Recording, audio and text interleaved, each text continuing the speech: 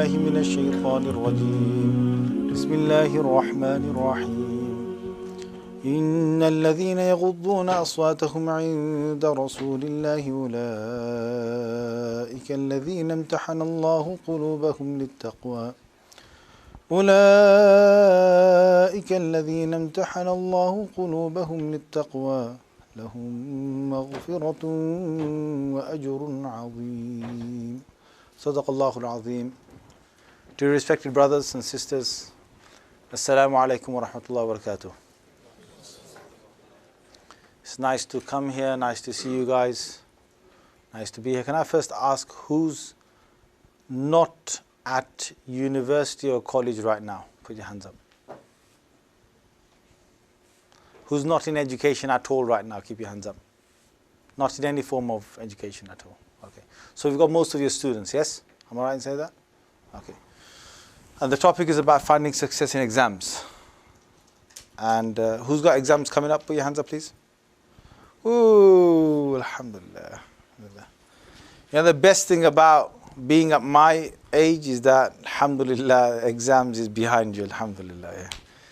Yeah, I tell you, you know, they've done all these studies on people, and there's people who, when they hear the word exam, their legs start shaking.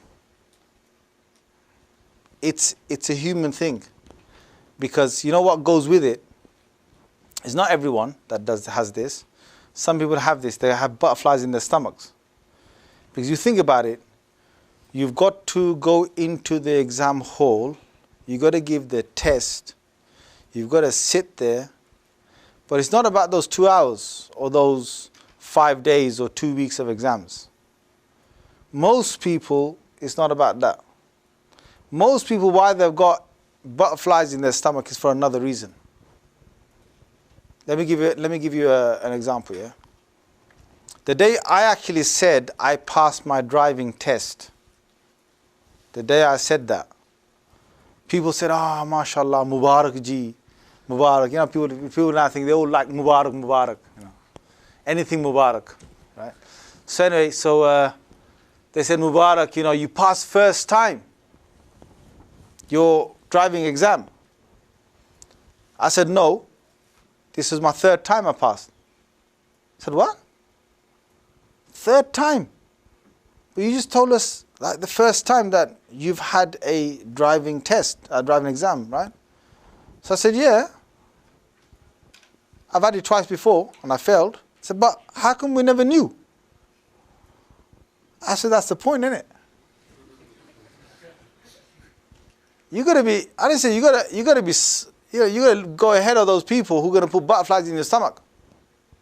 The more people know about your test, the more unnecessary pressure you're building on yourself. True or not? True or not? Go and tell me. If you went for an exam and you knew that the whole exam from A to Z, and especially when you walk outside that exam hall and you go and collect your certificate from wherever it is, that day when you see a dimbo, an egg, and you failure, you failed that exam, and nobody apart from you and Allah knows that you took that test. Yeah? As in, doesn't matter who else knew about it, but only you and Allah, you know, just are concerned about this at this moment, is nobody else. Do you really, I mean, are you really going to have inside yourself any worry about the fact that you failed? Yes or no? Tell me, be honest with me, yes or no? Not really. I'll just retake it again. It's as simple as that. Isn't that right? I just sit and I'll retake it again. When I took my driving test, I didn't tell anyone. I went myself. I sat myself. I failed myself. And I came back to myself, kicking my own self. That was it. No one knew. My brothers never knew. My parents never knew. My friends never knew. Then I booked another test.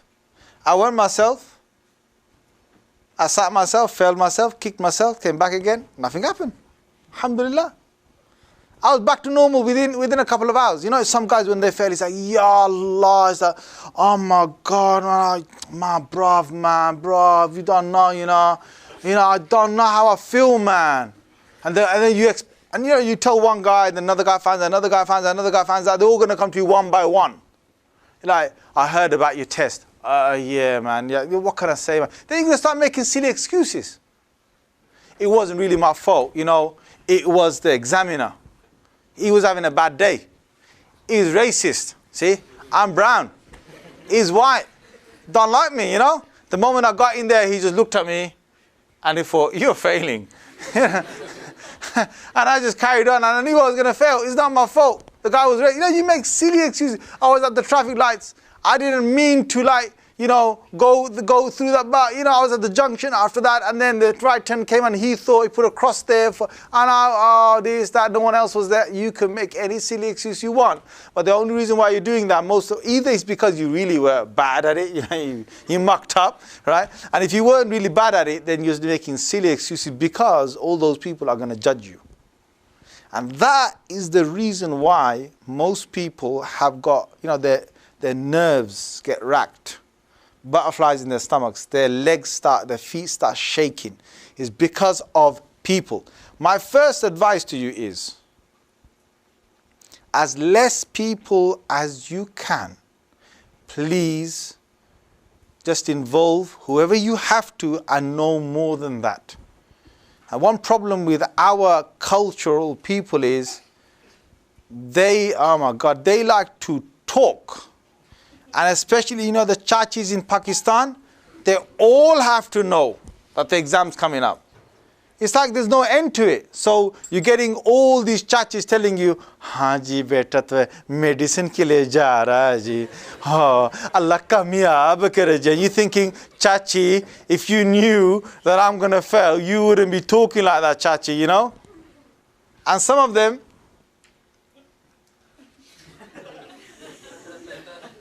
cheers. Hope that's the only thing they drink in this, right? So what happens is, sometimes they make it even more difficult for you so bad because they just add pressure on because there's all these uncles, aunts, brothers, everybody knows and you're going for the test and it's pressure on pressure on pressure. That's my first advice to you. Don't tell everyone that you're going for, just keep it low key. As best as you can. I know it's a uni exam, so they're all going to be on your case anyway, but just try and keep it low key. The other thing is, when you're going for the test, you've got to realize that, before I carry on, some of you might have seen on YouTube, I've got this whole lecture on there about exams, right? How to pass your exam successfully or something. Yeah. So try and see that on YouTube because a lot of the stuff I'm saying there is very useful. I'm not going to try and repeat all that stuff here.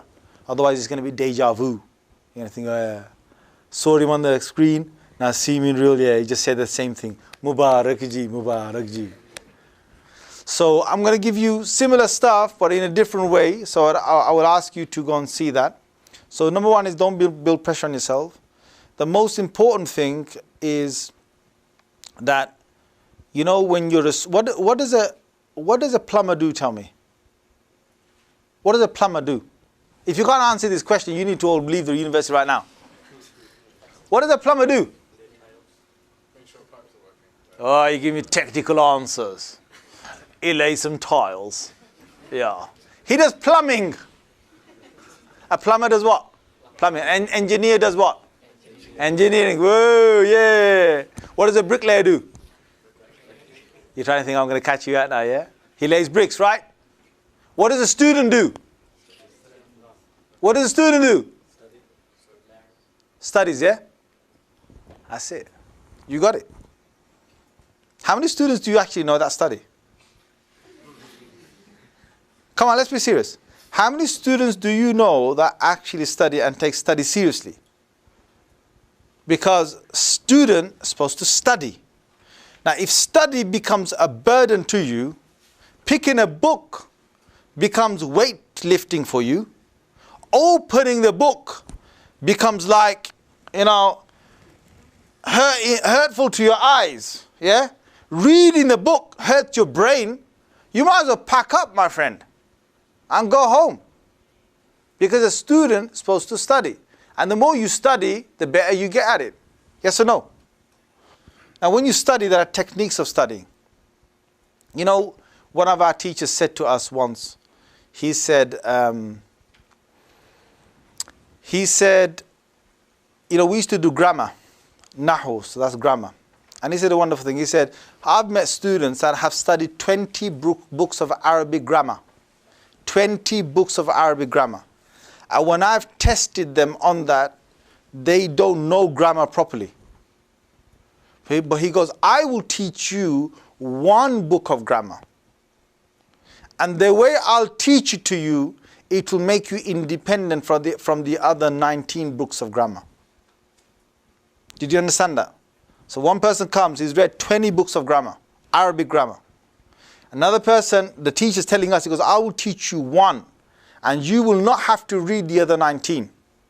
And that's exactly what he did with us. He taught us one book, but the way he taught it to us, it was on the next level. Now let me tell you how he taught it. You know when you guys as students come to the lecture theatre, yeah? You know when you come as students to lecture theatre, yeah? You study Jack. I don't know, do you use that term here? You don't use it. What do you say? You study, how do you say you study nothing? You say Jack as well. Do you say anything else? So I want a glass Ouija and you got one? No? You study Jack. I'm telling you, you think, oh, what's he talking about? He's insulting us, right? Is it? No, I've been to university. You come in, you are the one who is being served. The teacher, the lecturer walks in, and he's the one who has studied the subject. So he comes in front of you and he presents, he summarizes the whole chapter to you. He's read books and books of it. He summarized the best he can in lecture notes, through PowerPoint presentations, through probably some kind of workshop. He tries to demonstrate, he tries to put that in a nutshell in front of you. And what you do is you come, wake up just about, on time in the morning, get to the lecture theatre slightly late, it's okay, man. I'm in university, You sit down there, you listen to the gist of what I said, if you can focus, if your phone doesn't get in the way. Half of them down there underneath the table. They're not taking notes. That's just, a bit of notes, Good student, Just taking it on Facebook, what can I say, So they're not really taking notes. All they're doing is texting or whatever to each other, whatever they're doing. They're busy on their phone. Some of them, not all of them, please don't get me wrong. When the lecturer has finished and he gives them the notes, it's free notes. Free. Mufata. Mufat? Mufat? Free of charge. Our people love free of charge.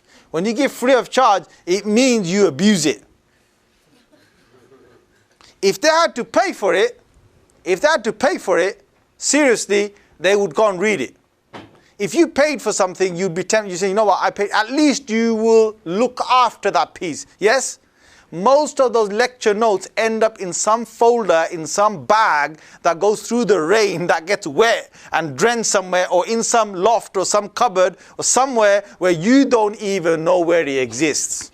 Anyone, I'm talking about over time. Yeah? Yes, you take it out for your exam time. What good is it if you take that much of notes outside for your exam time? What good is it? You can't cram all that information in. You can't. If you took it piece by piece, when the lecturer gave you his notes, you took it piece by piece, you actually studied. They always give you extra readings. Yes or no?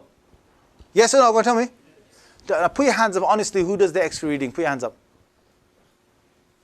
Who does the extra reading? We got one student, mashallah. Mashallah. Extra reading hardly anyone does. All those sources where he got it from, anyone hardly does. And then to try and keep that summarized information within your own notes and try and bring it in your head, no one really focuses on that level. Why? Because we have become the teacher and the teacher has become the student. We dictate to the teacher how we want them to teach us. That's us becoming the teacher and them becoming some kind of student. What I mean by all of this is, my friends, is that, we're living in times where we're really, some ways, we're spoiling the whole process of learning. The process of learning is supposed to be, and this is what our teacher did in that grammar lesson. He told us, when we come to that chapter, we're going to get to this chapter tomorrow. He said, when we come to the lesson, I'm not explaining to anyone about the lesson. I want you guys to explain to me what that is saying. I'm not opening my mouth until you guys tell me what it means. Now here we are. We're not talking about English. English is very easy compared to Arabic. Anyone who studied Arabic knows that there's so many combinations in Arabic when you read it. It's a Semitic language. And all Semitic languages have, they don't have the same letters spelling the same word. It could be spelt in so many different ways. So what happens is that we're spending 2 to 3 hours before we've even known what this chapter is about. We come to the lesson sweating, seriously sweating, because this teacher is going to rip into us if we can't explain to him what's going on. So and the other thing he had was, he would never have a system. Like if I said in a class, I said, okay, you're going to read day number 1, you read day number 2, day number 3, and that. I'll give you 10 days for 10 students. What's going to happen is that the 7th guy is only going to prepare for the 7th day. He's not going to prepare for day 1, day 2, day 3, 4, 5, 6, or 8, 9, 10. Do you agree with me? He's just concerned about day number 7. And that's the system that you would have. But this teacher was on another level. What he told us is, he said, I want everyone to prepare for every single lesson. I could ask in the lesson, student 2, you read. Student 6, now you read. And he reads a bit. Student 7, you read. Student 5, you read. He can change whenever he wants. So you're always under constant pressure. When it was your turn, you had to read it, explain it to him. Now, you're thinking, this is harsh, man. You don't even know the subject, and the guy's telling you, you teach me. Whoa, what kind of teaching is that? The guy's taking it easy, right? No, he's not taking it easy. He knows his subject. But what he's doing is, he turns you to a teacher. When he's turned you into a teacher, the way you will understand that subject, subhanallah, there won't be many like you walking around. When you've explained to him, what he then does is, you've explained it, people have understood it, students have understood it, he says, close the book now. And then what he would say then,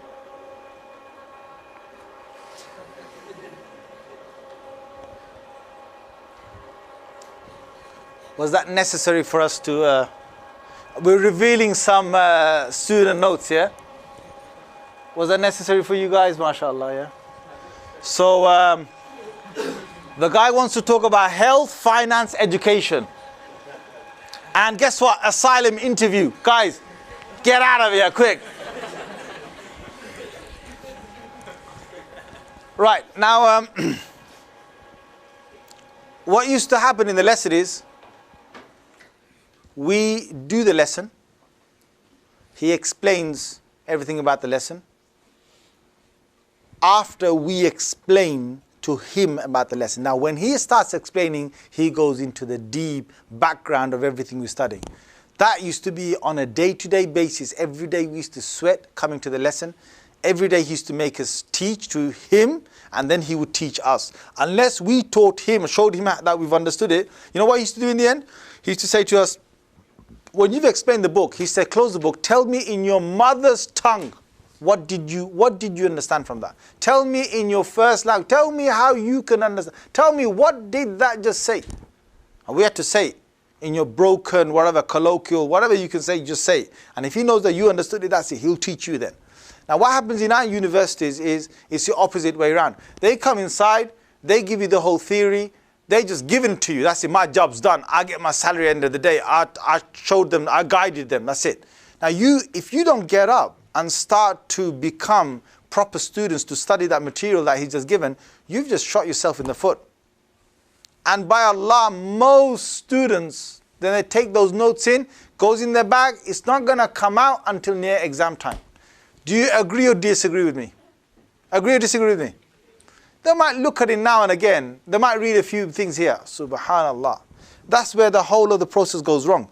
Because what you're supposed to do is better that you cram in little parts of information that's limited than for you to cram in large sections of knowledge in a small period of time. So let me summarize that again. It's better for you to put in or cram in little parts of information in a large area of time than for you to cram in large parts of information in a small part of time. Agree or disagree? Agree or disagree? Good. Because guess what? We're in March right now. You're not going to be able to do that by May or June, right? So my advice to you, I don't know why these guys didn't put this subject in September. But you know what? If we did in September, you guys wouldn't come, would you? You think, what? Exams? We just had one in the summer, right? Not talking about exams right now. See, that's the problem. Because what people don't do is they don't think that it's really important to prepare for exams in September. Yes, you're preparing for exams September, October, November, December, through January, February, all the spring, all the way till May comes, June comes. Throughout the whole of the process, you're supposed to prepare for exams. That's where you take little bits of information and you put it into a large amount of space. In about 9 months, in about 10 months, you're putting that information. Whereas most students, what they do is, now it's coming to April, everyone's getting into their revision routine. From March, April, May, 2 months, what they're trying to do is they're trying to cram inside information that's supposed to be spread out in the whole of, let's say, 9 or 10 months. Now, let me tell you, when I was in university doing my MA, you know, most of these courses that you're doing, I don't care what course are you doing, you're doing, whether it's a bachelor's, master's, whatever. You know, the most useful book, even for the bachelor's or the master's, the most useful book is the A-levels book. You know, your subject that you're doing. If you're doing science, if you're doing, I don't know, whatever it might be. It might be even psychology. It might be, I don't know, media. You know the A-level book they have? You know the A-level book they have? Oh guys, are you in this world? You know they have an A-level normal textbook out there that normal college students start getting and cramming in for their exams, yeah? Yes? Hello? Yep. Are you thinking, what's he talking to us about A-level? University, yara, get it? Yes, I get it, but I'm giving you something to remember. That college book is more worthy that you put that information for your subject inside your head than for you to try and deal with your MA, BA, massive volumes of books in your subject. You're going to think, I'm nuts. I'm not nuts. You know, if you can get, remember my teacher said, he said, I'll teach you one book that will make you independent from 19 other books. You know that A-level book, if you just take it literally, just learn the terminologies, learn the actual, definitions, learn the phrases, learn the keywords, learn the references, learn the people who have made those references. That book is a lot to take it. It's one thick book. It might be A-level biology. It might be A-level chemistry. That one book has got everything you need summarized in it. And if you can get that information in here and you're able to present it in a BA degree exam for bachelor's or for master's, I'm telling you, you're going to pass with an A. A lot of people don't know this. A lot of people think, what? I'm going to fail this because A-level book is meant to be for A-level students in college. But you know what? That's got all the information you need. Even if you could just summarize that much and just take that in your head, that would be a lot. Because most people, when they study at degree level, it's the same information they're doing over again in just a little bit more depth. That's all they're doing. Do you agree, disagree with me? You think I'm crazy, right? I actually, when I was doing my psychology degree, I actually found that very useful. Because, I mean, yes, you do need some more depth of level. I'm not saying you don't need anything deeper than that. But the ground and the basis of what you need, if you haven't got that information in, there's no point of you trying to create inside here a motorway.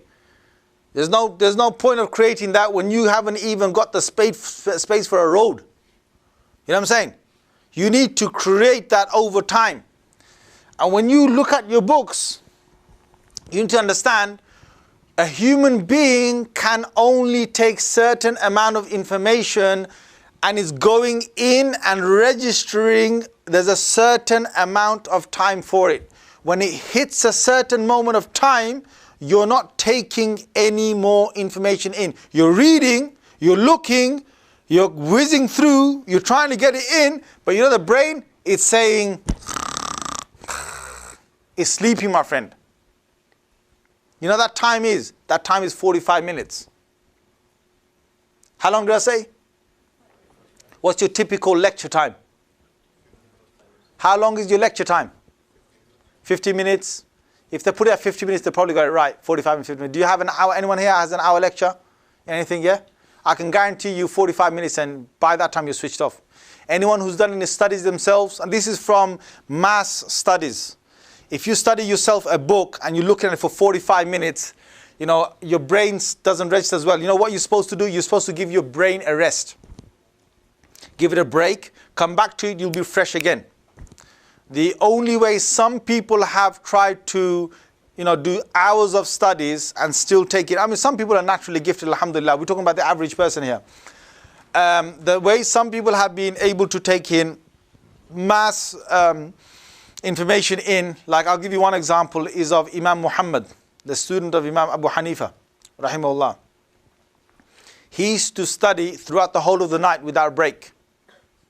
And he had two tricks to it. The whole night he used to study without taking a break. From Isha till Fajr, except for Tahajjud and so on, yeah? Whole night. He had two tricks to it. Number one is, and you're gonna, when I say this, you're gonna be looking at me going, oh man, that's raw, man. How do you say raw in Glaswegian thing? Something raw, like, you know, it's raw. What do you say? Sorry? What is it? You guys are so quiet, mashallah. MashaAllah, you know, subhanallah. Are you guys all training to become librarians? What's wrong with you guys, man? Speak, for God's sake, yeah? So you know, sorry? Hardcore. Hardcore, that's it, man. Guys, come up with it, right? You're going to think this is hardcore. And what happens is, Imam Muhammad sitting there, and he has a little bowl next to him. And in that bowl, he's got some water. But in that water, he's put some chilies inside. Real chilies. He's taken chili out, taken the seeds out, and he's dipped it into the water. And when he starts to get tired, he dips his two fingers in that water and he goes like that. Hardcore.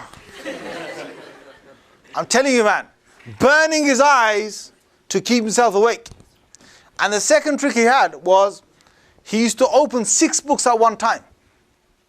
6 books at one time.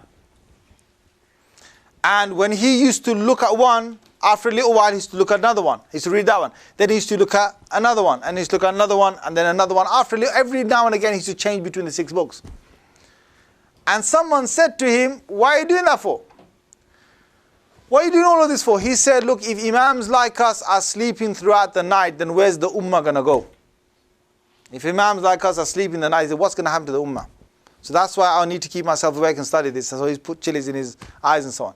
And the second thing is, the reason why I switch between books is, he says, after a little while, your brain sort of gets a bit numbed with the thing that you're reading. Does it happen or does it not happen?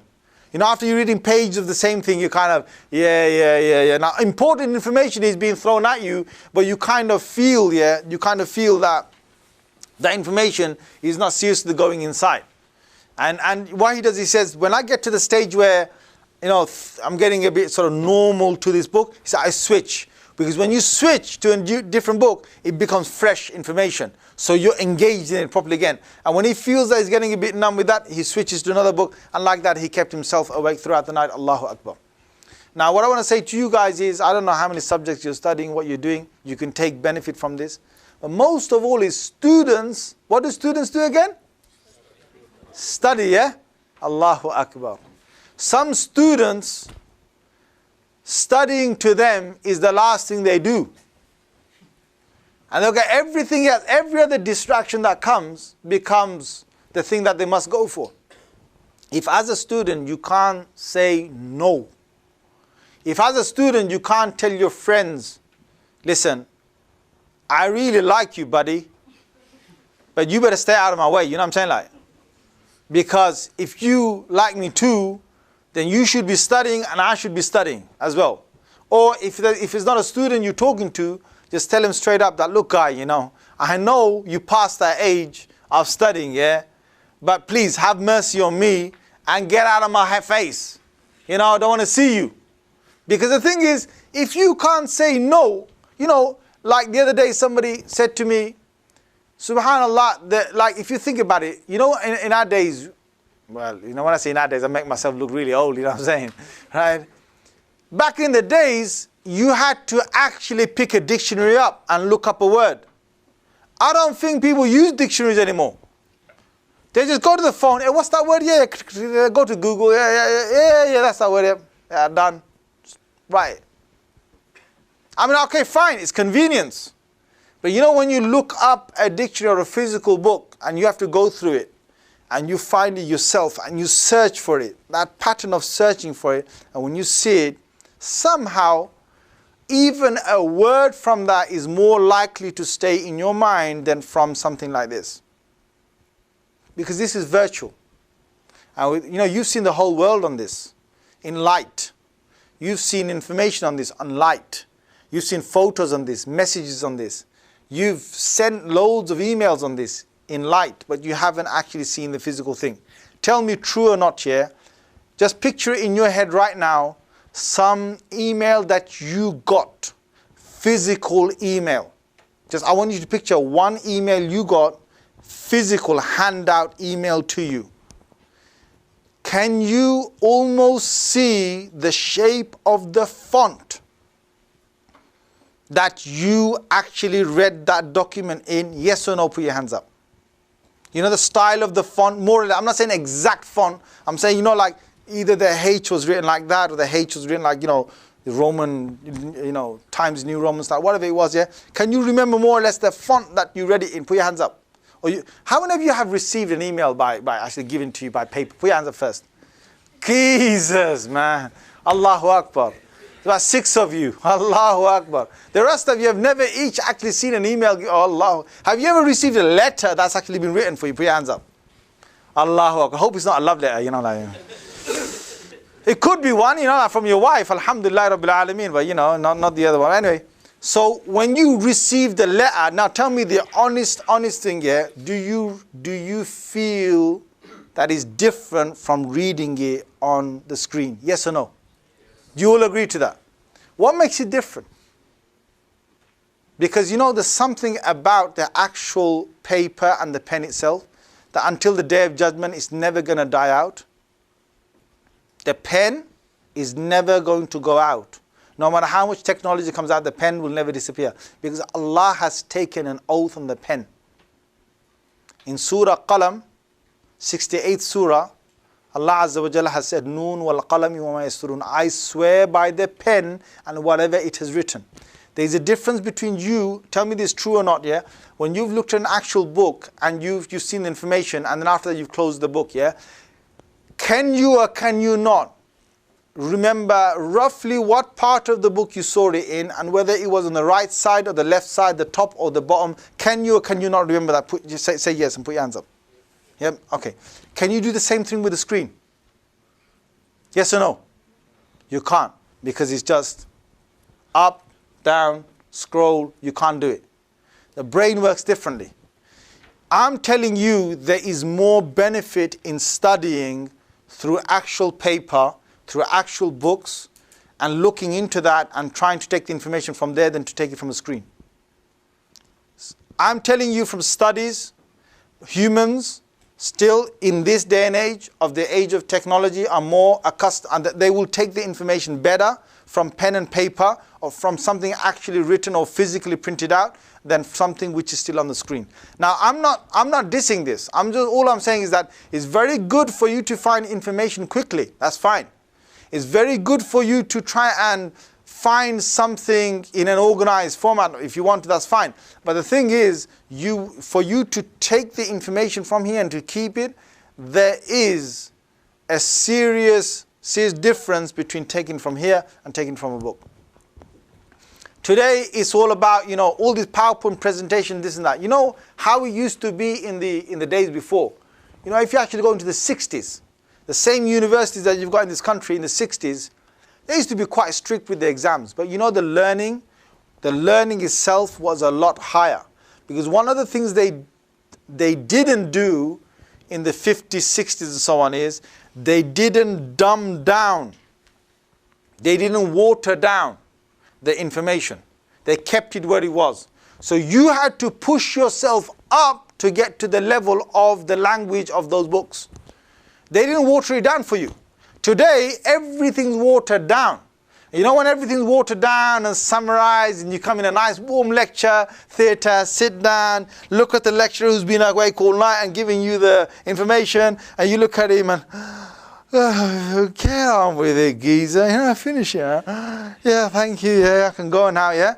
And you take the notes and put it in your bag and you walk off, right? Subhanallah, that wasn't the case before. People had to actually go to the library. Allahu Akbar, there is a word called the library.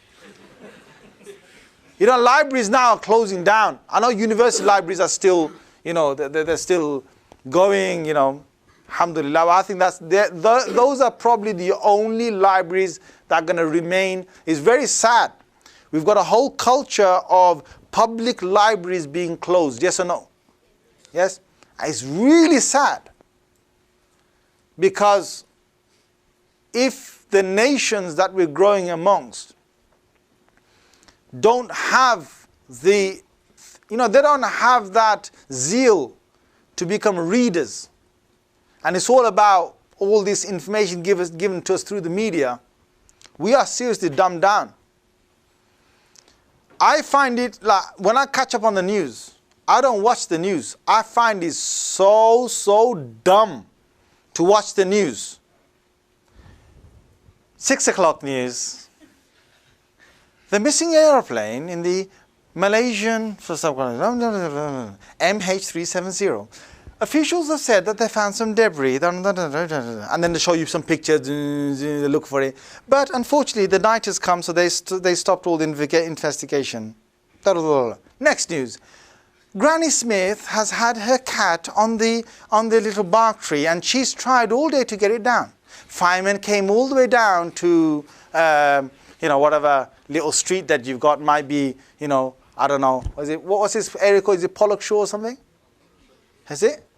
Pollock Shore, is that right? Yeah. All the way down to Pollock Shore in this time, and they'll show you the whole fire engine bringing the ladder up, and Granny Smith smiling with a cat in her hand. Who in the world needs to know about her?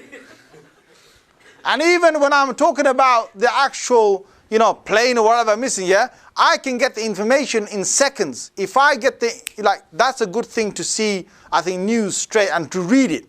To actually read the news straight from the website and get what you want in 5 to 10 minutes, no more than that, and you've got all the news you want. That's more productive than for you to sit there and get the information about some kind of football, and they're going to show you Wenja or someone. Who's the best player down here? You don't have any best players. Allahu Akbar. You guys are late on that one, man. You should have said some name. Anyway, whoever's your best player down here, right?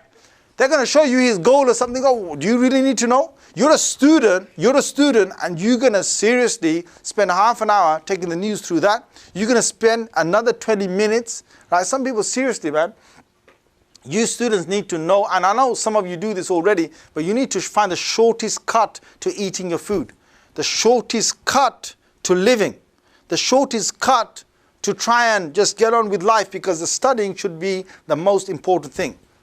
And Allahu Akbar, we've got now guys and girls who come to university, and the biggest thing they've got to do for that day is they've got to dress themselves up. Allahu Akbar. Seriously. The guy gets up in the morning, he's going to comb his hair, gel it. And he's going to say to the guy next to him, he was in his hostel, he's going to say, bruv, I'm fitna. When they look at me today, I'm fitna, bruv. And a girl on the other side, she's spending an hour doing her face up. What in the world is wrong with you? 1 hour on your face? When you got books to study? Guy, you're spending 45 minutes in the shower? When you got books to study? That's a serious problem. And there's guys and girls, what they're doing in these campuses and so on, is they're seriously wasting time. When they get together, socializing. You got time to socialize, and you're a student. Allahu Akbar. You're seriously doing yourselves big damage here. You socialize now and again. I'm not saying no to it. You have 1 day in the week, fine. My friend, 1 day in the week. 1 day in the week, just take a full break if you want. No one's going to say anything to you. Take a full day break. Either you say from Saturday afternoon, Sunday afternoon, that's your day break. You do anything else but study in that time, no problem. But don't you tell me that 6 days or the rest of the week, you need to do all your socializing between that. And I would advise you, look guys, my generation, we did not even have the internet. We never had the internet. Mobile phones came out in the 90s. I was in the school in the 80s. And the thing was, if you needed to grab hold of someone, you had to phone their home telephone. And that's the only way you got hold of them. And half the time you didn't want to phone because his dad's going to pick it up. And then you're going to have to act like Uncle G that got the wrong number. Sorry. Forgive me. Because you don't want to talk to his dad. And that's the only way you got hold of someone, or you met them somewhere, or you made an appointment to meet someone, and half the time the one there that you waited around, or you went off, I couldn't see you, that's it. Then came the days when the generation before me, they didn't even have those telephones. They either met in person or they wrote actual letters to each other, that's it. That was the form of communication. The generation after me, they grew up with the mobile phones. First, the mobile phones were just like phone, actual phone. But these things now, they're used very less actually phoning. It's now all about instant messaging. And the amount of messages that you get from the amount of people that you know, and the amount of stuff that's coming to you, seriously say to yourself, how much of this do I need? And if you don't want to get, one of the things that the elders of this ummah, they had as a power was the focus of study without distractions. They gave up their life for studying without distractions. Distractions is the big thing. If you can get distracted, whether you get distracted easily or not, but you get distracted, it's like you're losing in your own race. You're on a racetrack and you're supposed to not look at the crowd. If you're in a race, you're in a Formula 1 or you're in some other car, and what should be on your head? Should it be the other cars and the racetrack, or should it be the crowd and the camera flashes? Which one? The first or the second? The first, right? So you're supposed to be aware of all the other cars, where they are, and the racetrack. Where's the bends coming? And I need to get to the finish line before everyone else, or get there in time.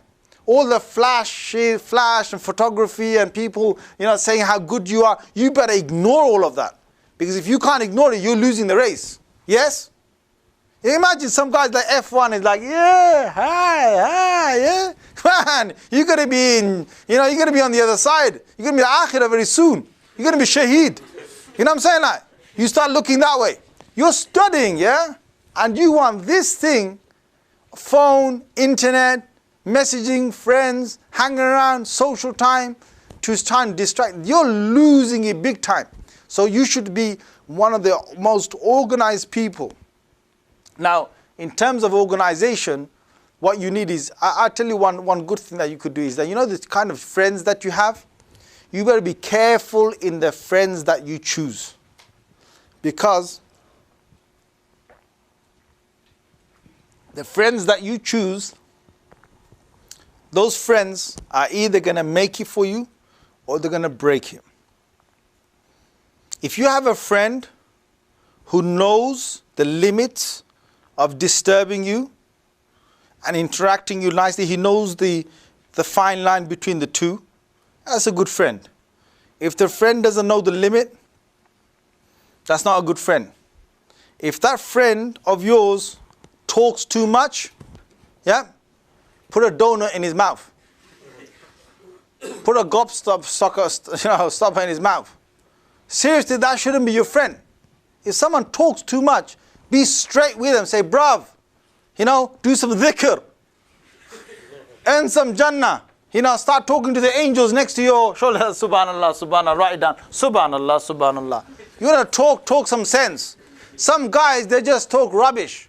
All day, they just can talk. Some of them talk about what happened in university, politics, what happened in the world, this and that. Oh, do you see the goal? Do you see football? Do you see this, that? Chat. What is going on? You want to study? You're a student? Or are you here to socialize? Choose your friends.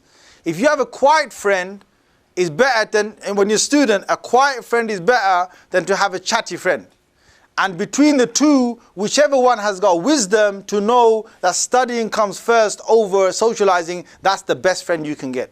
And you should stay in their companionship. You should make them your friend. You should make them your role model. And the best friend you can find is the one that is organized with time. Biggest problem most people have, and I'm giving you information which you would go out there and get for £200 for a course a go. Seriously, people are paying hundreds of bucks. What do you call bucks in the thing? Yeah? What do you call it? Quid. Yeah. Hundreds of quid. Yeah? Or bucks, or you call pounds, yeah? Or G's. Yeah? They're spending all that money out there to get this information. You know the biggest information is? You look in entrepreneurship, you look in the most successful men and women in the world today, you look in the most successful people across the globe in many different areas. One key thing these successful people have, whether it's religious, non-religious, whether it's people in academia, non-academia, one key thing all or most successful people have is that they are organized with their time. And guess what? Most people are disorganized with their time. Do you agree or disagree with me? Like I'm talking, when I say time, you better be proper organized. You get up for Fajr, your day starts. Don't go to sleep. You get up for Fajr. Some people are looking at, what, Fajr? What's Fajr, man? I never studied that, man. What's happening? Fajr is more important than university time. Some guys, they will make sure that the alarm goes off and they take it seriously. You know, the alarm can go off as many times as you want. But it depends on you whether you take it seriously or whether you don't. You understand?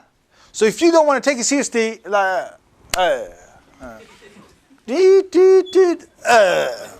right? If you want to take it seriously, yalla, get up, because it's university time. My friend, Fajr comes before university time. Allah comes before your studies.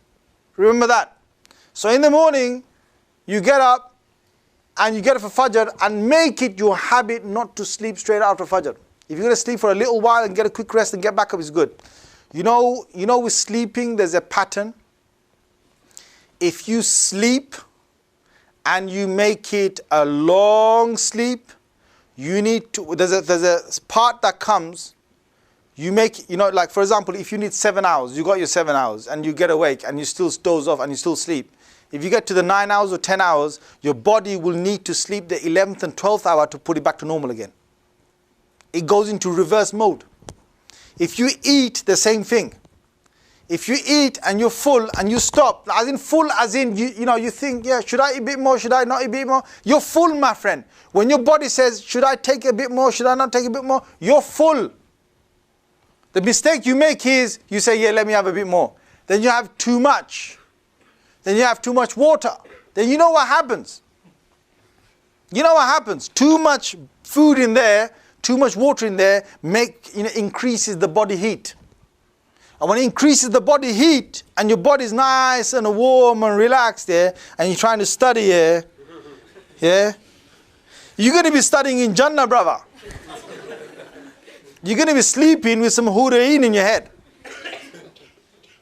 You're not going to get to studying that book because you got too much body heat coming up because you ate too much and because you went over the limit. The best is that you balance your eating and you balance your sleep as well. When you've just woken up, just get up. When you need sleep again, it's better for you to have small, sharp naps than for you to have long periods of sleep. It's better for you to have small bits of food that keep you going than to have large amounts that just make you go to sleep. And you know the study room that you've got to regulate the temperature of that against your body temperature to keep it not too warm, not too relaxed, and not too cold. It's just got to be just in between, because that's where your alertness is going to be. If you make it too hot or too warm, you're going to be asleep. If you make it too cold, you're not going to enjoy sitting there and learning. So you just got to get it right. So sleep and food, you need to keep it controlled, apart from other things that you've got to keep controlled. When you've got these obstacles under control, your social life, your friends, your technology, your media world, your social sort of networks, you've got all that under control. You've got your sleep under control, you've got your eating under control, right? And you've got organized time. Now begins study. There's quite a few obstacles you got to get out of the way. Most people get stuck in these obstacles and they're not able to move on. They're not able to actually study properly. So now when you study, you've got to study 45 minutes, like I said, take a break. The best break is get some proper fresh air. Get some good oxygen in your lungs. Fresh oxygen in your lungs is good for your brain. Move away from your study place. Get up, get the circulation of your body, the blood of your body going. So either you do some real exercise, or you go for a walk, or you go outside, or you just change completely the environment you were in and come back fresh for another 45 minutes, and you'll seriously take the information in. You do that over time. Every day, more or less, with your little breaks in between and your 1 day a week break, yeah? You do that from September all the way till May, yeah? I'm telling you, you're going to walk in the exam hall like a person who has just conquered a whole castle. You're going to walk in there with all the information you need. And in the other video, the one that is about how to pass your exam successfully, guys, see that one, because information I've said in this one, most of it now is not in that one, right? So in that one, what I've said is the book that I've told you to get, which is How to Use Your Head. How to Use Your Head by Tony Buzan, or some pronounce it Buyan or something, B-U-Z-A-N. Tony Buzan, How to Use Your Head. Now, that will teach you teaching techniques and so on.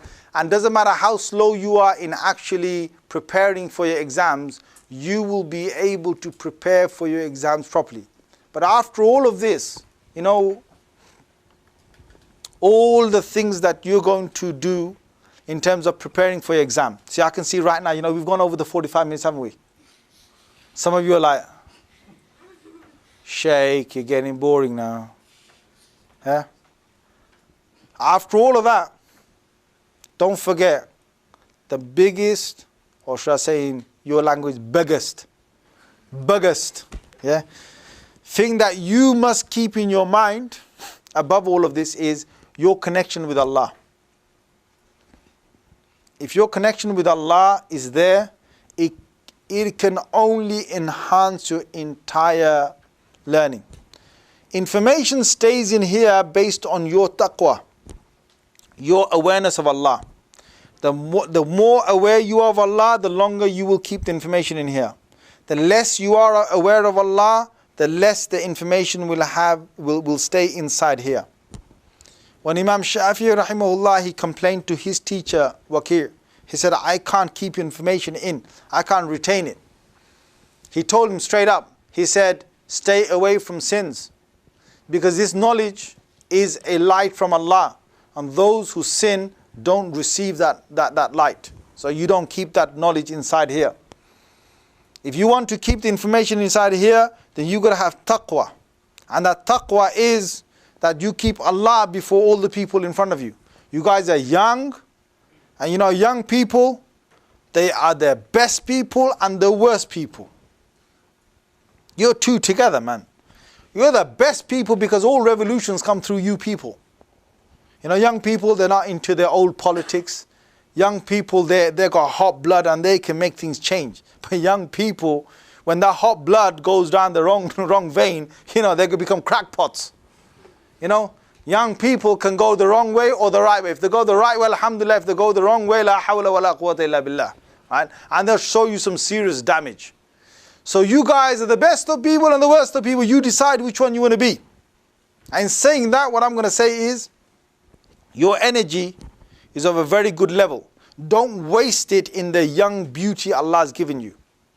Now, all of you lot are handsome and all of you are pretty. Don't try and make it even more and become a target for one another. Just don't do it.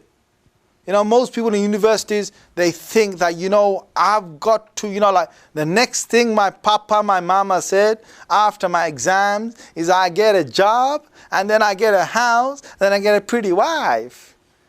I get the trial, you know. Job, house and wife. Man, you seriously lost it. If you think that by you making yourself look extra pretty handsome, that you're going to get that thing, you missed out, because the person who's going to fall in love with you is already destined to do that based on your normal face. Not the one that you basically put everything else on to look like some kind of cat walking on a little show. You know? So don't get distracted with all of these things. And guys, you know, guys, the boys, yeah, I'm saying, yeah? You guys, please do me a favor. And I have to say that, I want to say it openly. Guys, learn how to use the toilet, man. Seriously. Boys especially. You know, don't go, every time you go to the men's toilet in a university, right? And the sisters' toilet, alhamdulillah, Allah makes them sit down. The men, seriously, I'm just going to take my opportunity to say this. If you can't keep yourself clean, then the angels are not going to come to you. If the angels of mercy don't come to you, you're not getting the barakah from Allah with your knowledge. I'm being serious with this.